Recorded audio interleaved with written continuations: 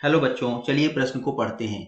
कोशिकाओं द्वारा उत्सर्जित निम्नलिखित में से किस पदार्थ द्वारा वाष्पोत्सर्जन में जल की कम हानि होती है?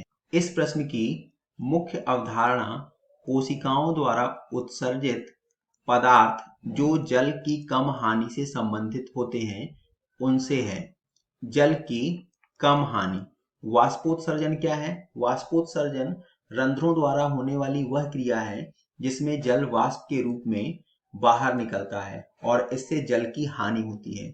अगर यहाँ पर विकल्पों को देखें तो पहला विकल्प गोंद।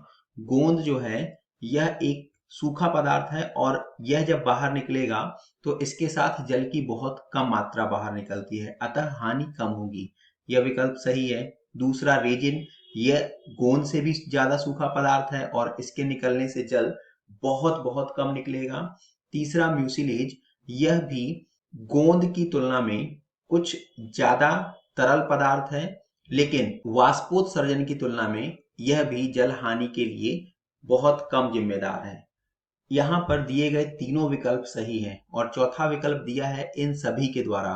तो ए बी सी तीनों विकल्प सही हैं, अतः यह सारे जो हैं जल की हानि को रोकने में सहायक होते हैं वाष्पोत्सर्जन की तुलना में।